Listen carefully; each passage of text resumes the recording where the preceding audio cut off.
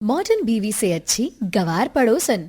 Office में बैठकर कार्तिक और अर्जित अपने दोस्तों के साथ लंच कर रहे थे। और भाई, अब तो भाई का रिश्ता हो गया, कैसा लग रहा है बलि का बकरा बनकर? अब तो बेटा तेरी मौज मस्ती के दिन गए, अब बीवी के इशारों पर चलना होगा तुझे। बेटा रिश्ता हो गया है तेरा, अब तो पार्टी बनती है, वो भी सिद्धू के ढाबे पर। हाँ हाँ क्यों नहीं, जरूर शाम को चलते हैं फिर। और कार्तिक, तुझे क्या हुआ, तू चुप क्यों है? अरे यार, इसने गांव की गवार लड़की से शादी करने के लिए कैसे हाँ बोल दी। इतना पढ़ा लिखा मॉडर्न लड़का किसी गवार लड़की से कैसे शादी कर सकता है? गांव की लड़कियों को तो बस गोबर से दीवारें ही लीपनी आती हैं। जब मुझे गांव की लड़की से शादी करने में कोई दिक्कत नहीं तो भला तुझे क्या प्रॉब्लम हो रही है? लक्षिता भले ही गांव से है लेकिन अच्छे परिवार से है। राइट, पर जब मैं शादी करूंगा तो एक मॉडर्न लड़की से करूंगा। जब मैं उसके साथ कहीं चलूं तो हम दोनों का स्टैंडर्ड रहे। अर्जित और कार्तिक बचपन के दोस्त होने के साथ साथ एक दूसरे के पड़ोसी भी थे। कार्तिक का शुरू से सपना था कि वो मॉडर्न लड़की से शादी करे। वहीं उसका दोस्त अर्जित अपने माता पिता की मर्जी से गांव की लड़की लक्षिता से शादी करने के लिए मान जाता है, जिससे कार्तिक नाखुश होता है। शाम को पार्टी के बाद जैसे ही कार्तिक घर पहुंचता है और अपनी माँ के पास हॉल में बैठता है तो आज पंडित जी कितनी सारी लड़कियों की फोटो लेकर आए थे। मुझे तो ये लड़की बहुत अच्छी लगी। कितनी बार कहा है आपसे कि मुझे मॉडर्न वाइफ चाहिए, गवार नहीं। जरा इसके कपड़े पहनने का ढंग तो देखो, इसकी खुद की लंबाई से ज्यादा तो इसके सूट की लंबाई है। कपड़ों को देखकर हम किसी को परख थोड़ी ना सकते हैं। मुझे कुछ नहीं पता, मैं शादी करूंगा तो सिर्फ मॉडर्न लड़की से। कार्तिक की मॉडर्न वाइफ लाने की चाह के चलते सुनीता कितनी लड़कियों के रिश्ते देखती है, लेकिन कोई भी कार्तिक को पसंद नहीं आता। समय गुजरता है और अर्जित और लक्षिता की शादी हो जाती है। मुबारक हो संतोषी बहन, अब तो तुम सास बन गई। वो तो बनना ही था। अब तुम भी अपने कार्तिक के लिए जल्दी से लड़की देख लो, तुम्हारी भी उम्र हो गई है सास बनने की। इसे तो कोई लड़की पसंद आए तब बनूं ना मैं सास। हर लड़की में कोई ना कोई कमी निकाल देता है। जब देखो तो सूट सलवार पहनी हुई लड़की की फोटो दिखाती हैं। ऐसे कैसे मैं किसी गवार से शादी करने के लिए हाँ बोल दूं? जरा इसे तो देखो, गर्मी नहीं लग रही क्या इसे? 52 गज का घूंघट करे खड़ी है। बेचारा मेरा दोस्त पता नहीं सारी जिंदगी कैसे इस गवार के साथ गुजारेगा। लोगों के पैर पर कुल्हाड़ी गिरती है, इसने तो कुल्हाड़ी पर ही जाकर अपना पैर मार लिया। ऐसे कुछ दिन गुजरते हैं और आज गांव की गवार बहू लक्षिता की उसके ससुराल में पहली रसोई की रस्म होती है। लक्षिता 36 तरह के पकवानों से पूरी डाइनिंग टेबल को भर देती है। भाभी, आपने तो पूरी डाइनिंग टेबल को ही डिशेस से भर दिया। कितनी बढ़िया खुशबू आ रही है। मेरा मन कर रहा है कि मैं सब कुछ खा जाऊं, लेकिन शुरुआत कहाँ से करूं? बेटा, शुरुआत तो तू खीर से कर। क्या खीर बनाई है बहू ने, मजा आ गया खाकर। सारे पकवान एक से एक बने हैं और ये मलाई कोफ्ता, आहा, इतना बढ़िया खाना आज से पहले मैंने कभी नहीं खाया। क्या कहा आपने? इतना बढ़िया खाना आज से पहले आपने कभी नहीं खाया? इतने सालों से तो मैं आपको होटल का खाना मंगवा कर खिला रही थी ना। बहू के आते ही बीवी के हाथ का खाना बेस्वाद हो गया। अरे नहीं भाग्यवान, भला ऐसा हो सकता है क्या? तुम्हारे हाथ के खाने को बेस्वाद कहकर मुझे घर से बाहर थोड़े ना निकलना है। मिथिलेश की बातों पर सभी हंसने लगते हैं, तो वहीं अब पूरा परिवार हंसी मजाक करते हुए साथ में खाना एंजॉय करता है। खाने के बाद अब लक्षिता धुले हुए कपड़ों को लेकर छत पर जाती है कि तभी कार्तिक भी अपनी छत पर आता है, जिसे देख लक्षिता, अरे भैया जी, आप नमस्ते, कैसे हैं? भैया जी? जी, आप हमारे उनके भाई जैसे दोस्त हुए तो मेरे लिए भी तो भैया जैसे लगे ना। कभी आइए घर पे, आपको अपने हाथों से मसाला चाय पिलाएंगे। चलिए अब हम चलते हैं, काकी को हमारा प्रणाम बोलिएगा। लक्षिता आंगन में जाकर गोबर के उपले बनाकर उन्हें सुखाती है, जिसे अपनी छत से देख, ये भैया जी क्या होता है? इसने तो मेरी सारी पर्सनैलिटी ही बदल दी। बेचारा मेरा दोस्त, बड़ा तरस आ रहा है, काश वो मेरी बात सुन लेता। कार्तिक लक्षिता के बोलने के तरीके, उसके पहनावे को लेकर उसे जज कर बैठता है। कुछ दिनों बाद ऑफिस में जब कॉफी पी रहे थे सब, तो ओ भाई के चेहरे की चमक तो देखो, कैसे गुलाब की तरह खिल उठा है। लगता है भाभी जी कुछ ज्यादा ही प्यार लुटा रही है। अरे कब मिलवा रहे हो भाभी से? हमें उनके हाथ का टेस्टी टेस्टी खाना खाना है। वैसे वो क्या ही बनाती होगी? गांव में तो लोग लहसुन प्याज की चटनी, रोटी और दाल वगैरह खाकर गुजारा करते हैं। आई एम श्योर हमें भी यही खाने को मिलेगा। कार्तिक, लक्षिता काफी बढ़िया खाना बनाती है। एक बार तुम लोग जब उसके हाथ का खाना खाओगे ना तो उंगलियां प्लेट दोनों चाटते रह जाओगे। तो तेरा इस संडे का डिनर मेरे घर पर होगा। कुछ दिन गुजरते हैं और आज संडे का दिन था। अपने पति के दोस्तों के लिए लक्षिता दोपहर से ही किचन में खाने की तैयारी करना शुरू कर देती है और शाम तक तरह तरह के पकवान बनाकर तैयार कर देती है। जब अरिजीत के सभी दोस्त लक्षिता का बनाया हुआ खाना खाते हैं तो तूने बिल्कुल ठीक कहा था, भाभी ने खाना उंगलियां और प्लेट चाटने लायक बनाया है। मजा आ गया भाभी खाकर। क्या पालक पनीर बनाया है, सिद्धू ढाबे वाले को भी फेल कर दिया आपने। अरे ये देसी घी में लिपटी हुई रोटियां मुंह में जाते ही घुल रही हैं। आज से पहले ऐसा खाना कभी नहीं खाया। काश हम तेरे पड़ोसी होते तो हर दिन भाभी के हाथ का खाना खाने के लिए आ जाते। वीर, तू तो जिम जाता है ना, तो भला तू देसी घी क्यों खा रहा है? पता है ना घी सेहत के लिए अच्छा नहीं होता। अरे भैया जी, ऐसा नहीं है। देसी घी सेहत के लिए बहुत अच्छा होता है और ये तो हमारे खुद के बनाए हुए देसी घी है। तो हमारे गांव में भी कई सारे लोग हमसे ही देसी घी लेते हैं। इससे हड्डियां मजबूत होती हैं। ओह गॉड, किस गवार के सामने मैंने समझदारी की बात कर दी। इतना सेंस तो है नहीं कि घर में 4 मेहमान आए हैं तो थोड़ा ढंग से तैयार हो जाए। आज भी वही पुरानी जमाने की साड़ी लपेट कर आ गई। डिनर के बाद कार्तिक जैसे ही घर आता है, कार्तिक बेटा, तू आ गया। आज फिर कुछ लड़कियों की तस्वीर आई है। मेरा मूड ठीक नहीं है और वैसे भी फिर से वही साड़ी सूट में लिपटी लड़कियों की फोटो आई होगी। अरे बेटा, एक बार देख तो सही। कार्तिक को उन फोटो में कनिका नाम की लड़की की फोटो दिखती है जिसने काफी मॉडर्न ड्रेस पहनी होती है। ये हुई ना बात, मुझे तो कब से इसी टाइप की लड़की चाहिए थी। मैं तो इसी से ही शादी करूंगा। जरा इसके कपड़े तो देख। जीन्स टॉप तो फिर भी ठीक है, लेकिन ये कपड़े। यही तो आजकल का फैशन है। अब जल्दी से इसके घर वालों से अब बात करिए।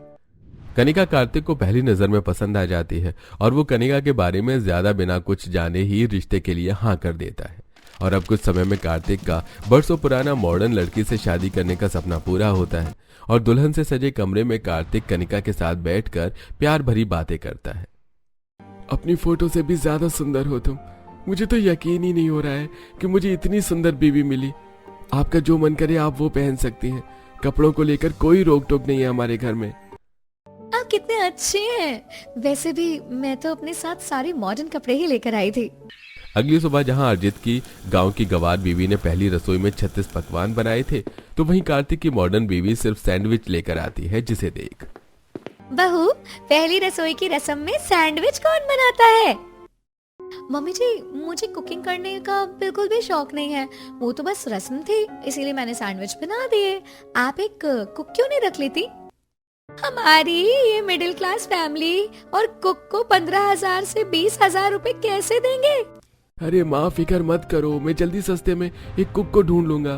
तब तक आप कुछ दिनों के लिए खाना बना लो। कार्तिक को अपना सपोर्ट करता देख कनिका काफी खुश होती है और कार्तिक अपने दोस्त के साथ ऑफिस आ जाता है। ऑफिस आते ही, अब तो एक और भाई की भी शादी हो गई। अब बता पार्टी कब दे रहा है?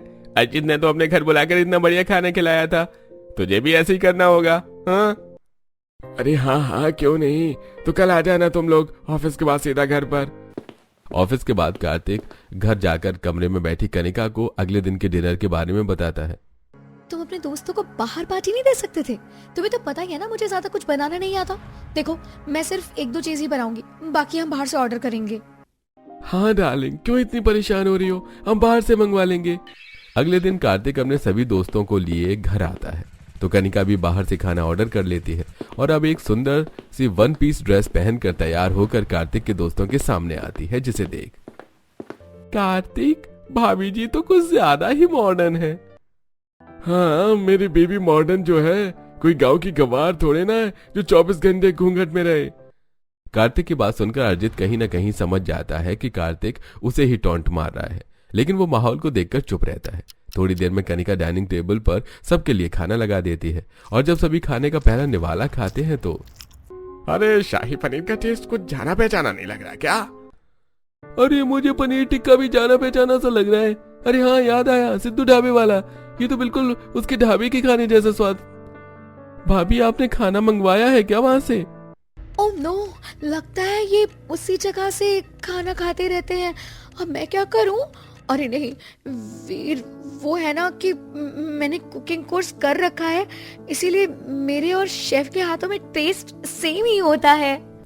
कनिका जैसे तैसे करके बात को संभाल तो लेती है, लेकिन कार्तिक के दोस्तों को भी थोड़ा बहुत शक हो जाता है। खाना खाने के बाद सभी दोस्त चले जाते हैं और ऐसे ही 1-2 दिन गुजर जाते हैं। कनिका हमेशा की तरह मॉडर्न ड्रेस पहनकर मार्केट में कुछ सामान लेने के लिए आई होती है कि तभी उसकी मुलाकात लक्षिता से होती है। तुम लक्षिता हो ना, अरिजीत की वाइफ?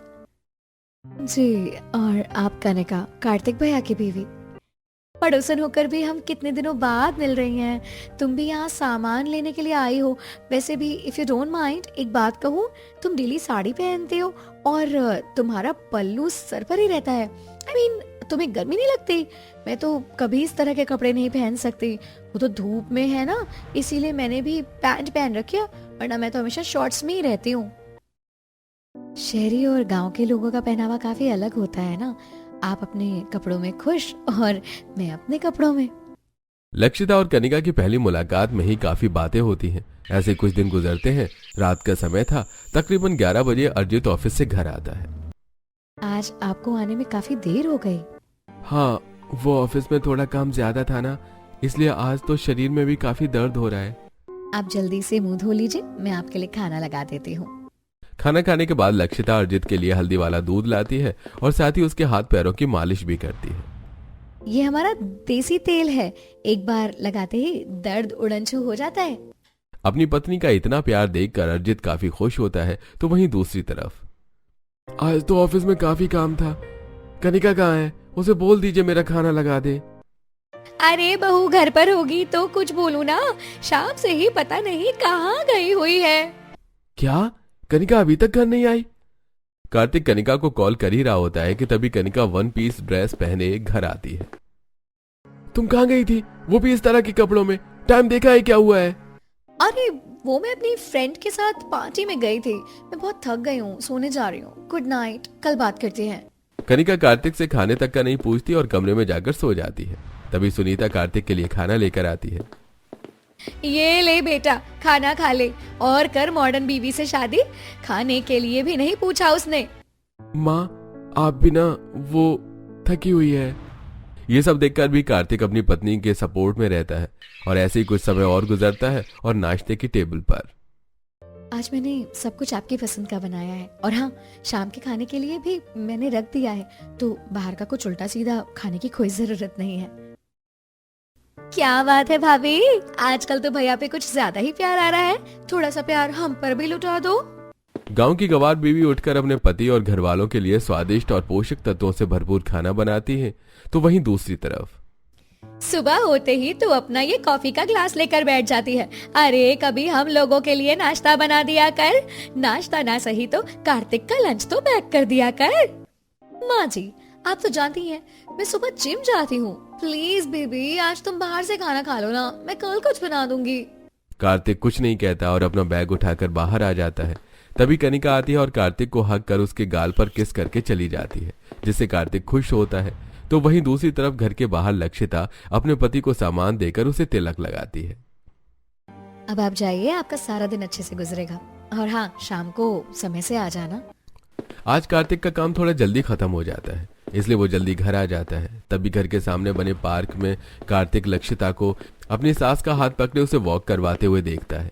ये देख कार्तिक जब अपनी माँ के कमरे में आता है तो, माँ, आपका शरीर तो तप रहा है, आपने दवाई नहीं खाई क्या?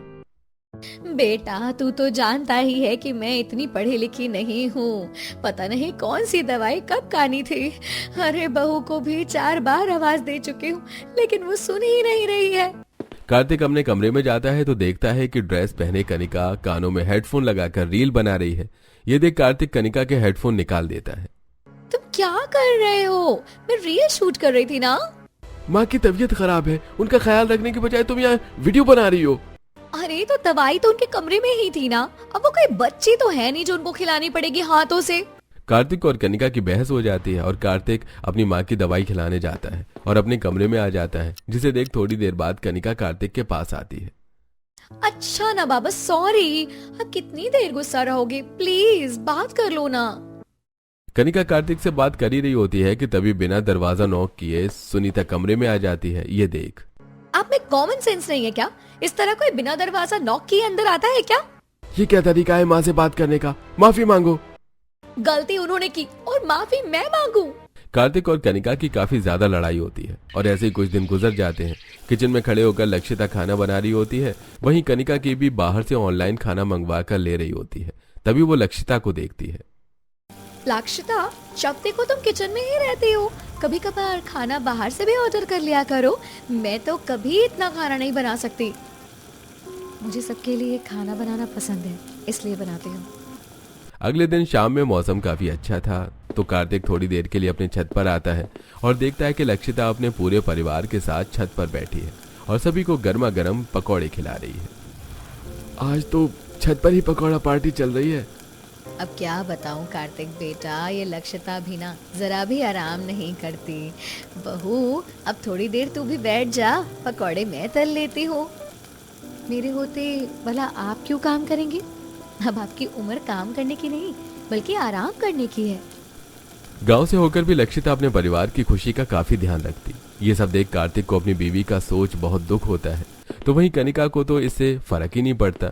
एक दिन कार्तिक किसी जरूरी काम से बाहर जा रहा होता है कि तभी वो देखता है कि आंगन में लक्षिता अपनी के साथ बैठी है और लैपटॉप चला रही है। ये देख कार्तिक उनके पास जाता है। भाभी जी, आप लैपटॉप चला रही हैं, आपको आता है क्या?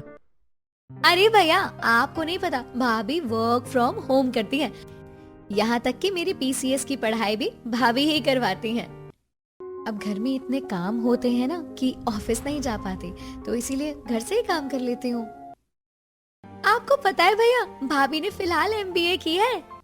अभी तक कार्तिक जिसे गवार समझ रहा था, वो कार्तिक से भी ज्यादा पढ़ी लिखी थी। घर के कामों के साथ साथ ऑफिस का काम संभालते हुए देखकर कार्तिक को काफी हैरानी होती है।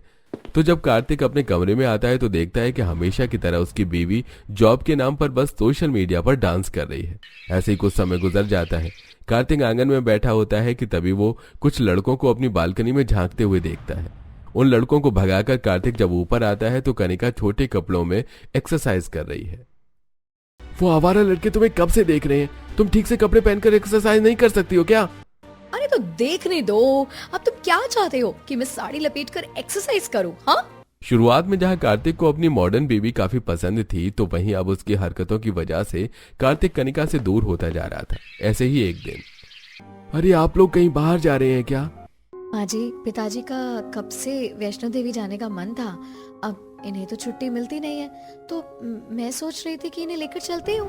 आपके लिए वहाँ से जरूर प्रसाद लेकर आऊंगी। ये सब देखकर कार्तिक अब जैसे ही अपने घर आता है तो देखता है कि उसकी मॉडर्न बीवी उसकी माँ का हाथ पकड़कर उसे घर से बाहर निकालने की कोशिश कर रही है। और ये देख, तुम्हारा दिमाग तो नहीं खराब हो गया क्या? क्या कर रही हो? छोड़ो मेरी माँ का हाथ। एक वहां अजित की बीवी है जो अपने सास ससुर को वैष्णो देवी की यात्रा पर ले जा रही है, और एक तुम हो जो अपनी सास को घर से बाहर निकाल रही हो। तो अब मैं तुम्हें वो गांव की गवार से ज्यादा बुरी लगती हूँ। जानती हूँ मेरे खिलाफ तुम्हारी माँ ही तुम्हारे कान भरती है, इसीलिए आज से मैं इस घर से निकल रही हूँ। नहीं बहू, तू गलत समझ रही है। मैंने कभी कार्तिक को तेरे लिए नहीं भड़काया। अरे मेरी गलती थी, मैंने तुम जैसी मॉडर्न लड़की से शादी करी। कितनी गलत सोच थी मेरी। काश मेरी भी लक्षिता जैसी ही लड़की से शादी होती। अरे ऐसी मॉडर्न बीवी से तो गवार बीवी होना बेहतर है। अच्छा, तो ये बात है, तो ठीक है। मुझे भी तुम जैसे टॉक्सिक के साथ अपनी जिंदगी बर्बाद नहीं करनी। मैं एक आजाद पंछी हूँ, तो मुझे पिंजड़े में कैद नहीं करके रख सकती।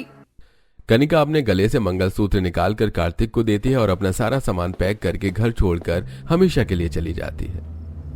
ये मुझसे क्या हो गया? मॉडर्न बीवी के चक्कर में अपने ही हाथों अपनी जिंदगी तबाह कर बैठा। इसीलिए तो मैं तुझे समझा रही थी। कुछ महीनों में कार्तिक और कनिका का डिवोर्स हो जाता है।